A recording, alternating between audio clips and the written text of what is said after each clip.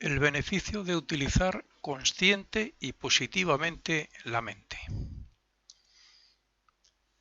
El cuerpo mental, o la mente razonadora, es el vehículo o cuerpo por medio del cual el ego se manifiesta como mente concreta, relacionada con la memoria, con la imaginación, etc. Esta mente es la que a través del desarrollo evolutivo se convierte en un vehículo de conciencia independiente por medio del cual se manifiesta el ego en sus cuerpos de deseos etérico y físico, más concretamente en el cerebro físico.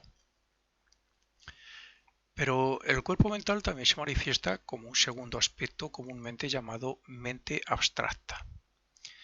Si, por ejemplo, la mente concreta trata con las formas de pensamiento, la mente abstracta trata con las matemáticas puras, las fórmulas, las ideas o símbolos abstractos, etc.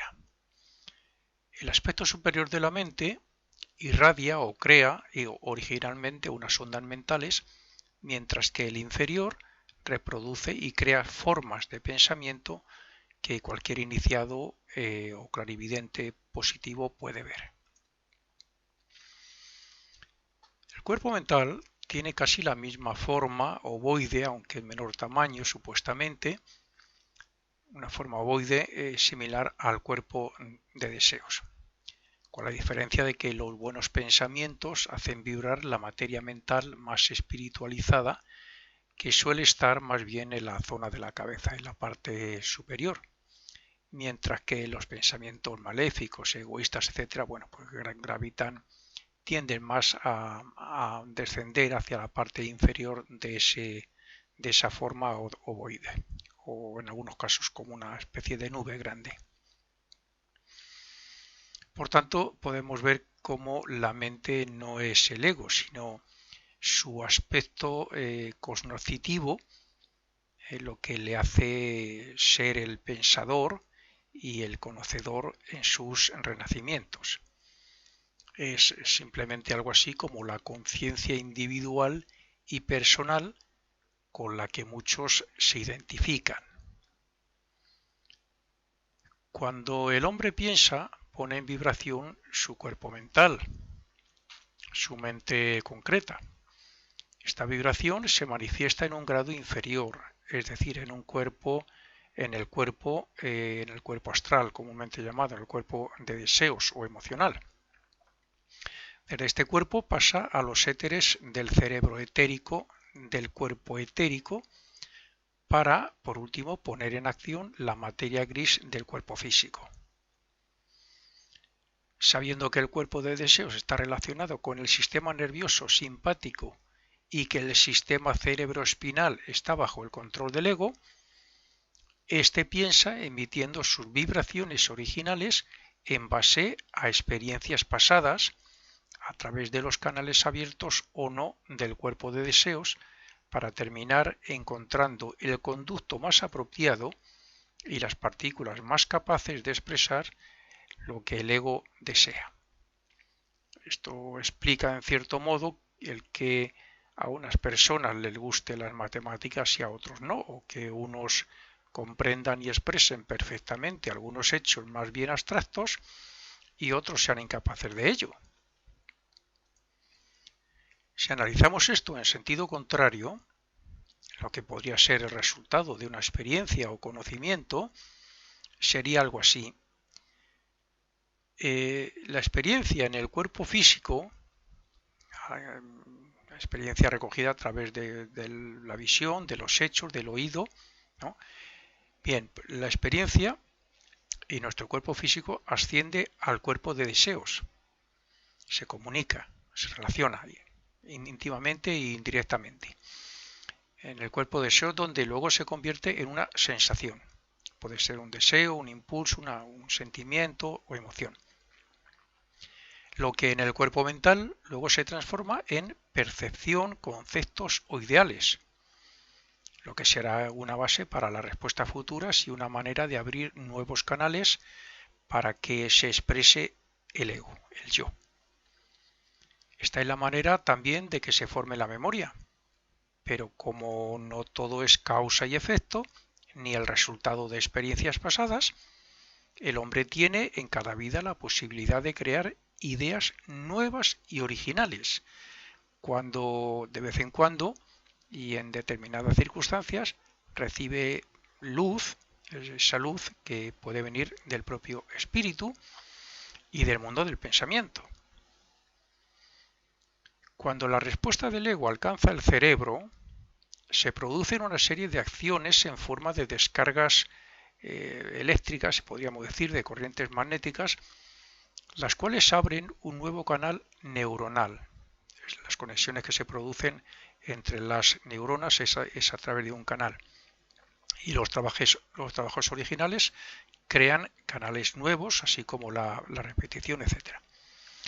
Bien, si esto se repite a menudo, ocurre que se facilita la misma expresión para crear respuestas en la línea de la influencia del espíritu, o bien se crean ideas asociadas. Eso es por medio de la repetición. Evidentemente, y como ocurre con el cuerpo físico, el ejercicio aumenta su poder, mientras que lo contrario lo atrofia y lo destruye. Con cada nueva vibración transformamos o expulsamos materia mental de este cuerpo según la capacidad que tenga de responder a nuestras ideas y pensamientos. Así reemplazamos la materia que no responde a nuestras intenciones. De aquí la necesidad y la conveniencia de crear y mantener pensamientos e ideales positivos para que se mantengan y para que se hagan más fuertes, formen incluso hábitos o costumbres en la forma de pensar. Cuando el hombre intenta vivir la vida superior, es decir, actuar como lo haría nuestro verdadero yo superior, entonces se elimina la materia mental grosera y atrae la positiva y espiritualizada de las regiones superiores del mundo del pensamiento. El cuerpo mental está formado de vibraciones de energía o materia mental, que a su vez también es el aura. Cuanto más en nuestro pensamiento, nuestras oraciones, nuestras intenciones, nuestra actividad mental esté centrado en lo positivo, más atraemos energías o vibraciones de las regiones superiores de este mundo del pensamiento. Y eso se refleja en nuestra aura, claro. Así nos unimos más a nuestro verdadero yo, el cual se expresa cada día más dentro de ese mundo mental. Como es lógico, esto hará que el cuerpo de deseos responda también, como hemos dicho, porque está relacionado íntimamente. El cuerpo de deseos entonces responde con sentimientos y deseos más elevados a la forma de pensar que hemos elegido, elevada también. Normalmente el ser humano actúa basándose en su aspecto mental inferior o concreto, o sea, en lo que normalmente pensamos todos los días de una forma muy cotidiana, muy común, por hábitos, etc. Y esta forma de actuar, basándose en ese aspecto mental o concreto, pues bueno, está unido a su cuerpo de deseos, el cual, como he dicho, responderá en esa línea. Son pocas las veces que el hombre piensa como debería, vamos, desde el punto de vista de lo espiritual, lo moral, lo ético, ¿no? Es decir, sin deseos, al menos esos deseos egoístas, materialistas, personales, de placeres y tal. Y de eso se trata, al fin y al cabo, de razonar para no estar dominado por los deseos ni por los sentimientos, y para que a través de lo positivo y elevado demos pie a que el aspecto inferior de la mente se una a la superior, o lo que es lo mismo, el hombre se una a su verdadero ser. Veamos por qué en esoterismo se dice que hay que vencer el deseo personal. El aspecto inferior de la mente concreta, está tan unida al cuerpo de deseos que reaccionan el uno sobre el otro, Es decir, la mente se ve impulsada por el deseo y a su vez busca placer a través de este. La mente intenta crear imágenes de placer a la vez que rechaza crear lo que del cuerpo de deseo reconocemos como dolor o malestar. Por tanto, lo que ocurre es que la mente aumenta las pasiones animales con sus impresiones grabadas y valiéndose de la memoria y de la imaginación. Por otro lado, intenta rechazar el esfuerzo para dedicarse a cosas elevadas, como es, pues no sé, practicar la meditación o la concentración en sus muchas variantes. Cuando lo intentamos hacer, sentimos un rechazo, esos impulsos, rechazos o pensamientos negativos que se oponen a que hagamos ejercicios que nos requieran un poco de esfuerzo y que por supuesto tienen una intención muy positiva y un buen fin.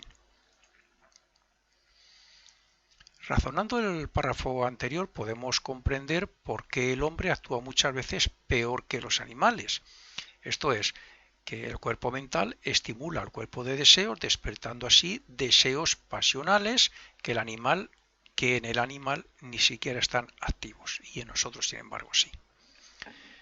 Por esta misma razón, el hombre poco evolucionado se deja dominar por el aspecto inferior del cuerpo de deseos, o sea, por los sentidos, por la astucia, la lujuria, la crueldad, etc. Y por este motivo, cuando el aspecto mental se pone al servicio de los sentidos, del materialismo y de los peores deseos y sentimientos, el hombre pasa mucho tiempo en el purgatorio cuando llega su momento de ir allí, después de la muerte. Sin embargo, no debemos olvidar que la libertad y el poder de elevarnos y unirnos al yo superior está en la mente, puesto que a través de ella podemos conseguir el autocontrol. Solo es necesario que la conciencia se identifique con la mente, pero no con los deseos inferiores, no con el aspecto inferior del cuerpo de deseos o emocional. Se tiene que identificar con la mente como observador, como controlador de ella y por lo tanto utilizarla para lo positivo. Quien fortalece su voluntad y persiste una y otra vez, trabaja desde el interior y lo elevado y no dejándose dominar por lo externo y por los sentidos. El de fuerte voluntad domina las circunstancias externas, poniendo en actividad las fuerzas adecuadas según sean sus experiencias acumuladas. Según se progresa en este sentido, se libera cada vez más el cuerpo de deseos y se aumenta el poder de la mente superior sobre la inferior, manifestando así genialidad, desarrollo espiritual, inspiración y profecía. Lo mismo que la mayoría de nosotros hemos vencido y hemos transmutado la parte inferior y más animal del cuerpo de deseos. Cuando digo nosotros me estoy refiriendo a los aspirantes espirituales, estudiantes de filosofía oculta, pues así también debemos seguir utilizando la razón para centrar la conciencia en el aspecto superior de la mente, donde están los ideales elevados, el aspecto espiritual, los conceptos abstractos, etc. Y no, por el contrario, no en el cuerpo de deseos que nos lleva a desear, a expresar sentimientos y emociones negativas, etc. Este desarrollo no solo nos hace más libres, por no depender tanto del cuerpo de deseos, sino que además nos favorecerá el abandono de los cuerpos y de la tierra después de la muerte del cuerpo físico. No estaremos tanto tiempo en el purgatorio, no estaremos tan apegados aquí a la tierra y a lo material. Cuando pensamos, emitimos una vibración que afecta al cuerpo mental, lo mismo que cuando estamos deseando algo, estamos afectando al cuerpo de deseos o estamos estimulándole. Sin embargo, un pensamiento afecta de dos diferentes formas, entre otras. Estas son, primera, a nuestro cuerpo mental, transformándolo y creando hábitos de pensamientos, y segunda, al mundo del pensamiento y a las mentes de las personas para intentar reproducir el pensamiento u otro similar de acuerdo al cuerpo mental de la otra persona. Esto puede tener éxito o no dependiendo de la energía, que al fin y al cabo es la vida que anima esa forma de pensamiento. Puede tener éxito o no dependiendo de esa vida que lleva, esa energía que el pensamiento tenga, y esto a su vez dependerá de la voluntad o fuerza con que se haya creado y de la claridad del pensamiento. En el caso, por ejemplo, de un pensamiento que queremos mandar a alguien, nuestra voluntad, nuestra fuerza, la energía que lleve ahí. Así es que cuando una persona centra su voluntad y concentra su mente, estos pensamientos llegarán más lejos y cumplirán su misión, si es que la tienen, claro. De esta forma podemos comprender que la mayoría de los pensamientos que creamos constantemente se debilitan y son absorbidos por todos los de los demás existentes en nuestro alrededor ambiente, en nuestra sociedad y en el mundo del pensamiento. Por el contrario, los pensamientos concentrados y creados voluntariamente con cierta intención serán más fuertes y llegarán a su destino cumpliendo así su misión, sin nada que se interponga en su camino. Esto nos lleva a tener una idea más clara del efecto de la concentración, de la oración, del estudio concentrado e incluso del hecho de mantener la mente todo el día en cualquier tema abstracto o espiritualmente elevado. Como sabemos, los ocultistas, cuando una persona se obsesiona con algo pero aún no ha tomado la decisión de hacer nada en concreto, puede ser impulsada a ese acto tan deseado simplemente porque le afecte un pensamiento de la misma naturaleza que procede de otra persona. Una persona obsesionada con hacer algo pero que todavía no ha tomado la decisión, puede ser que tome la decisión porque le penetra un pensamiento de la misma naturaleza que viene de alguien. Así es, y esto no significa que un pensamiento de amor y de fraternidad pueda hacer buena persona al que siempre está pensando en hacer el mal. No, por supuesto. Pensamiento bueno que yo dirija a otra persona que sé que no anda por el buen camino no le va a convertir en bueno así sin más ni más. Pero por supuesto que algún efecto tendrá. En cuanto pueda penetrará en su aura, en su mente y le afectará en algo. Lo mismo que cuando un estudiante ha aprendido lo que se imparte en un curso y por tanto necesita pasar a otro, también cuando un pensamiento elevado llega al cuerpo mental de otro, despierta esa misma vibración, lo que puede convertirse en la base de una nueva forma de pensar. Por esta razón, hay cada día más empeño en formar círculos o grupos con ideas altruistas y fraternales, por no decir del efecto positivo que causan las frases y pensamientos tan bellos que nos enviamos algunos por correo electrónico o por cualquier medio de estas nuevas técnicas que andan por el aire y que son ya la muestra de la próxima era de Acuario que se aproxima. La persona que sea tan egoísta, que esté todo el día pensando de qué manera puede beneficiarse, no tendrá fácil la admisión de los pensamientos elevados que le puedan llegar. Pero cualquier otra de nuestra sociedad más desarrollada, más elevada, pues sí, claro.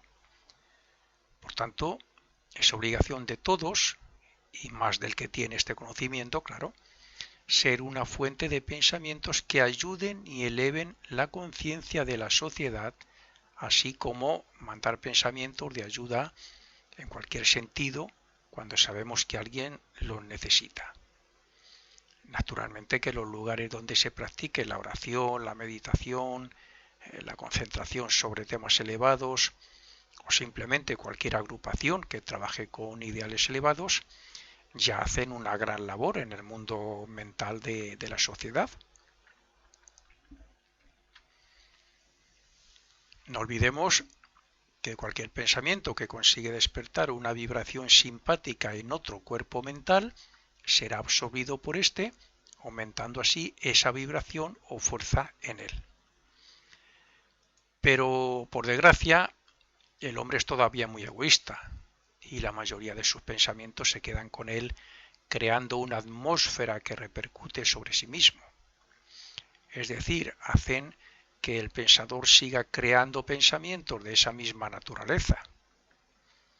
Y el hombre no se da cuenta, la persona no se da cuenta, la persona que está siempre pensando lo mismo y es material y es egoísta y es negativo, pues es la pescadilla que se muerde la cola. Él mismo se está autosugestionando para seguir creando esa clase de pensamientos que estimulan sentimientos de la misma naturaleza, y esos sentimientos se estimulan para que siga pensando lo mismo.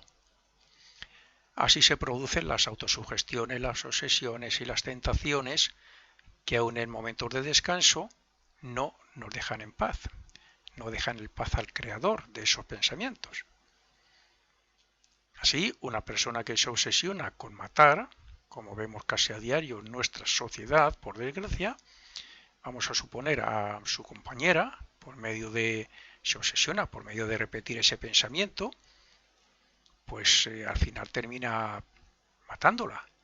O el niño que consigue creerse que es su Superman, no son muchos los casos, pero se han dado. Consigue creerse que es Superman porque lleva pensando en ello muchísimo tiempo y bueno, pues se puede lanzar al vacío pensando que puede volar. Así es que llegamos a la conclusión de que mientras el hombre no domine su mente y con su voluntad y su discernimiento la mantenga limpia y despejada, no podrá ver con claridad lo que es real como lo ve el verdadero yo superior.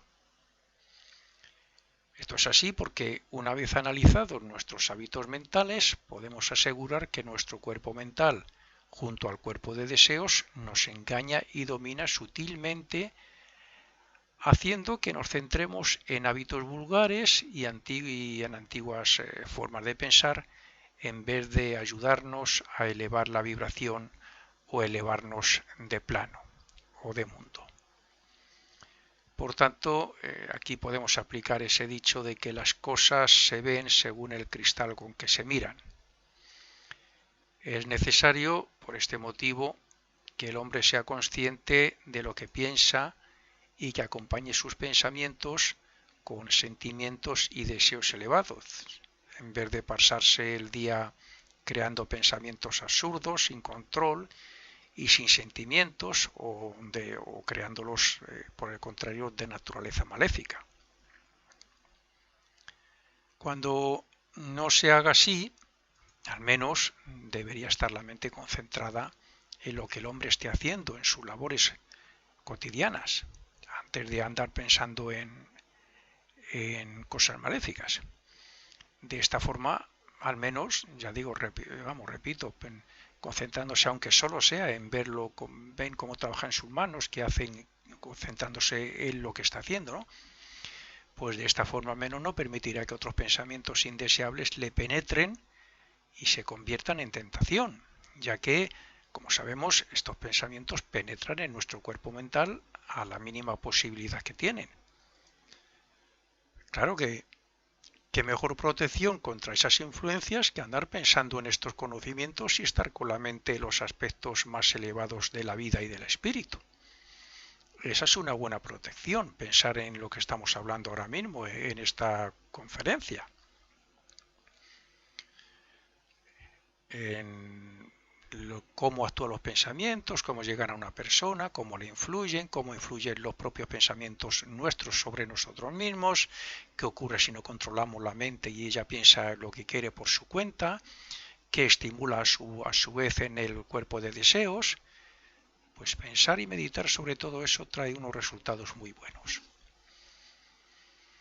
Para responder simpáticamente a otro pensamiento debemos tener en nosotros mismos algo de esa misma naturaleza.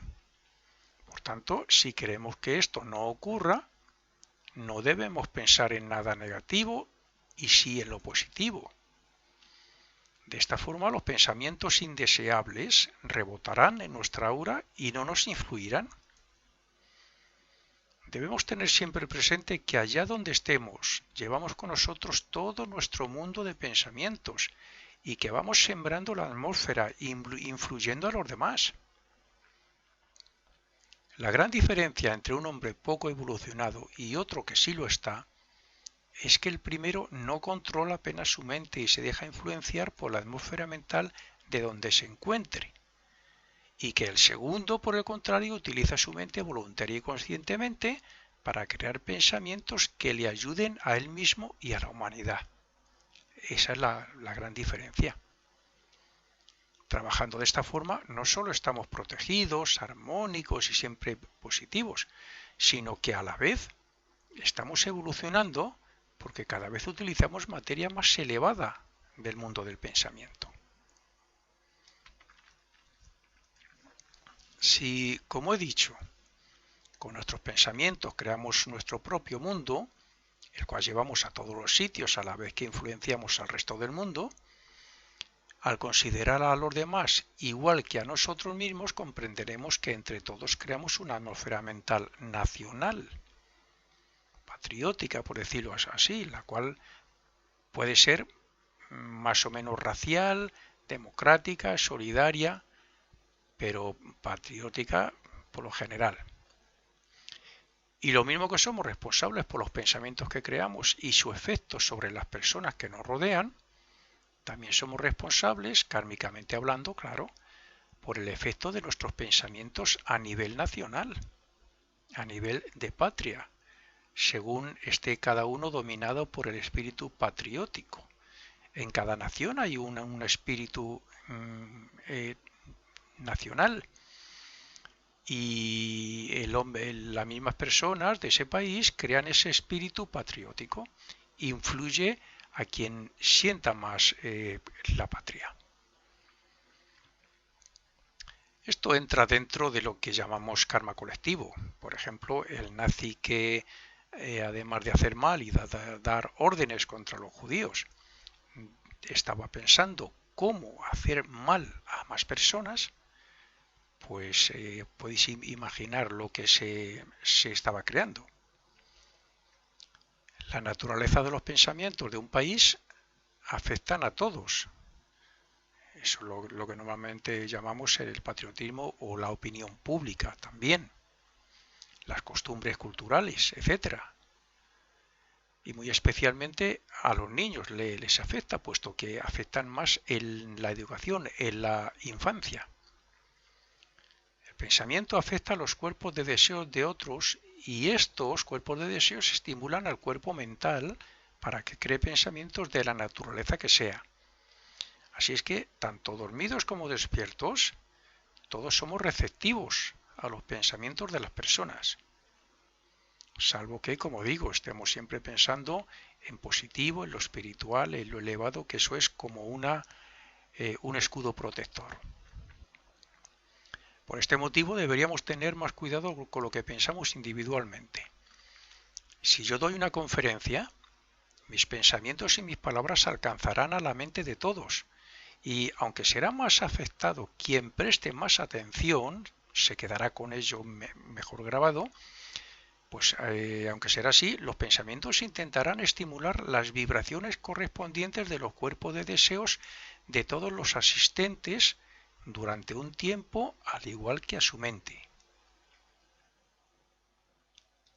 Ahora interpretemos este conocimiento a través de una persona que haya hecho algo malo y que la gente lo critica cada vez más. ¿Qué ocurre? Pues que las que critican, además de crearse un mal karma futuro, están aumentando ese mal en el mundo del pensamiento, afectando a todo el mundo y muy en particular a esa persona que critica. Es más, cuando alguien comete un mal por culpa de un pensamiento nuestro, ¿qué ocurre? Tenemos parte de culpa en el karma de esa persona.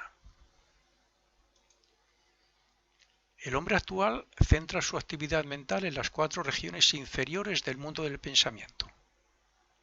Son pocos los que suelen pensar en cosas relacionadas con los planos superiores, pero aún así, en esas regiones hay infinidad de gradaciones o vibraciones que hacen que los pensamientos de la misma naturaleza se asocien y se fortalezcan.